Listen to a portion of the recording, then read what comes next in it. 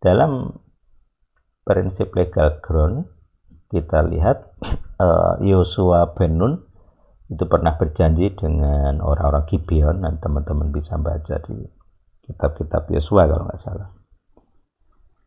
Jadi orang Gibeon ini orang Kanaan, dan saking takutnya dimusnahkan oleh Israel, dia menipu.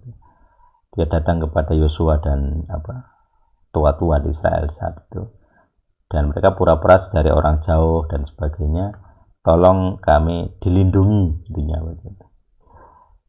Lah setelah mereka berjalan ke depan, mereka kaget, loh ini kan orang-orang yang kemarin kita temui gitu. Dan mereka terlanjur berjanji. Jadi Yosua dan para tua-tua terlanjur berjanji untuk melindungi, tidak menyerang, intinya begitu.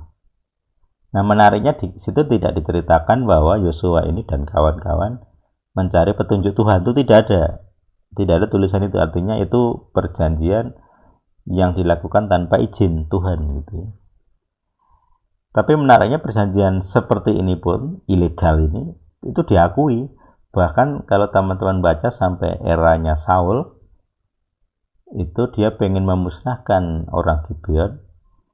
Terus balasannya itu di era Daud. Di era Daud, orang-orang Gibeon ini, kan Saul udah mati ya, itu Daud naik tahta. Daud ini bilang atau ngurusi itu gitu. Jadi orang-orang Gibeon peristiwanya di masa Daud ini ada kekeringan lah 3 tahun kalau nggak salah. Kemudian muncul petunjuk, itu gara-gara orang Gibeon. Jadi Saul itu ingin memusnahkan Gibeon. Jadi di masa lalu Yosua tidak memusnahkan Gibeon, Saul ingin memusnahkan Gibeon gitu. Akibatnya apa? Panas di wilayah Israel, berdampak ke iklim ya, dosa pelanggaran perjanjian itu. Perjanjiannya salah, tapi itu tidak bisa dilanggar segampang itu gitu. Harus dihormati perjanjian itu. Padahal perjanjiannya salah ya. Itu bukan kehendak Tuhan, jadi salah. Nah, ini prinsip yang penting harus kita pahami. Kemudian Daud bilang kepada orang Gibeon, apa yang kamu mau? Kami tidak mendakwa Israel, kami hanya mendakwa Saul. Jadi dia presisi ya. Dakwaannya hanya kepada pelaku. Orang Israel yang lain tidak kena kutuk. Efek samping saja dengan kekeringan, tapi yang lain tidak, spesifiknya tidak. Kemudian dia bilang, kami minta 10 kepala keturunan Saul. Jadi cucu-cucu Saul dipenggal karena perjanjian di era Yosua bin Nun. Jadi artinya itu perjanjian ilegal di masa lalu, sekarang harus membuat 10 nyawa keturunan Saul. Dan Tuhan tidak membela Israel. Tuhan tidak membela Israel. Jadi Israel yang punya perjanjian Sinai tidak bisa dibela kalau dia bersalah. Demikian juga dengan orang Kristen. Enggak segampang itu orang percaya Yesus segala dakwaan selesai. Ya enggak. Hukumnya enggak seperti itu. Kamu tidak bisa membuat hukum sendiri. Hukum sejak perjanjian Sinai adalah kalau ada perjanjian dan itu sah, Tuhan menghormati, walaupun itu setan ya. Tuhan menghormati perjanjian setan. Jadi di kalangan Gibeon itu kan perjanjian manusia antar manusia ya. Jadi unsur setannya agak sulit, nggak jelas gitu. Tapi Tuhan menghormati ya, ini perjanjian antar manusia. Termasuk jika orang berjanji entah pacaran, pernikahan, itu kan perjanjian manusia, itu Tuhan menghormati. Ada juga perjanjian okultisme, okult dengan roh, dengan spirit. Jadi perjanjian dengan roh itu juga sama, Tuhan menghormati. Tuhan tidak segampang itu langsung menebas, membatalkan, tidak bisa. Dia menghormati, prinsipnya begitu. Jadi Tuhan menghormati perjanjian antar manusia maupun antara manusia dengan roh lain gitu. Tuhan menghormati, prinsipnya begitu.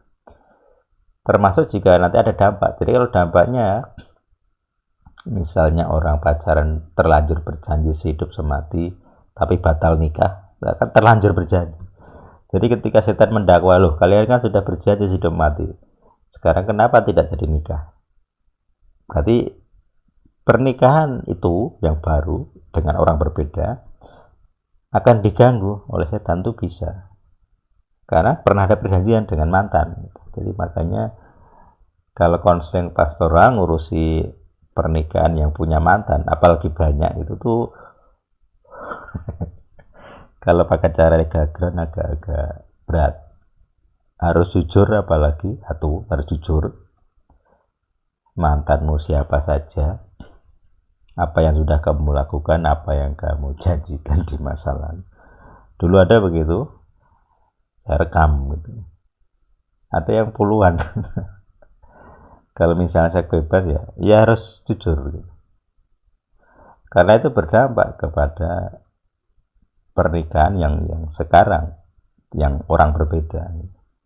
Ada kutuknya, ada dosanya, ada perjanjian. Jadi rata-rata kalau orang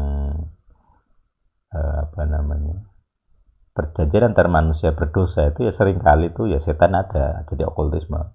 Padahal itu hanya janjian pacaran, tapi itu okultisme. Karena setan terlibat gitu ya. Oh, manusianya mungkin nggak sadar, tapi setan terlibat. Jadi di hadapan Tuhan, kedua orang insan itu nggak hanya berjanji antar manusia, tapi antar manusia plus setan. Dan Tuhan menghormati. Jadi kalau perjanjian itu dengan dua orang ini terus dia menikah dengan orang lain, Tuhan menghormati. Perjanjian yang awal ini hanya lesan ya, perhatikannya, perjanjian lesan. Pacaran kan lesan perjanjian. Jadi Tuhan menghormati. Makanya kita harus hati-hati dengan perjanjian lesan. Di kitab-kitab Tanak itu perjanjian lesan sangat-sangat dihormati. Mereka tidak punya tradisi tulis zaman itu. Belum semua maksudnya.